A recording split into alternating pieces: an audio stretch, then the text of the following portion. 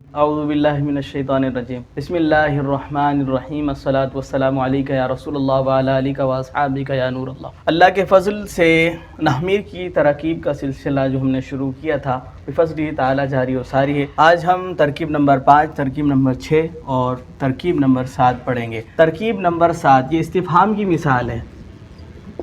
جملہ انشائیہ کی 10 قسموں میں سے ایک قسم استفہام ہے۔ یہ استفہام کی مثال ہے۔ حل حرف استفہام، ضرب فعل، زید اس کا فاعل، فعل اپنے فاعل سے مل کر جملہ فعلیہ انشائیہ ہوا، کیونکہ یہ حل حرف استفہام ہے اور جہاں یہ حل ہوگا، لفظ حل ہوگا، وہاں جملہ انشائیہ ہوگا، اس لیے کہ استفہام جملہ انشائیہ میں سے ہے۔ اس کے بعد چھٹی ترکیب ہے لیتا زیدن حاضرن۔ لیتا حرف مشبہ بالفعل، زیدن اس کا اسم، حاضرن صیغہ صفت، اس میں فاعل ہے، صیغہ صفت میں اس کا شمار ہوتا ہے اس میں فاعل، اس میں ہوا ضمیر مرفوع متصل راجع بسوئے لیتا کے اسم کے ہوا اس کا فاعل، حاضرن صیغہ صفت اپنے فاعل سے مل کر شبہ جملہ اسمیہ ہو کر خبر ہوئی لیتا حرف مشبہ بالفعل کی، حرف مشبہ بالفعل اپنے اسم اور خبر سے مل کر جملہ اسمیہ انشائیہ ہوا۔ اسی طرح لعل امرن غائبن کی ترکیب ہے۔ لعل حرف مشبہ بالفعل،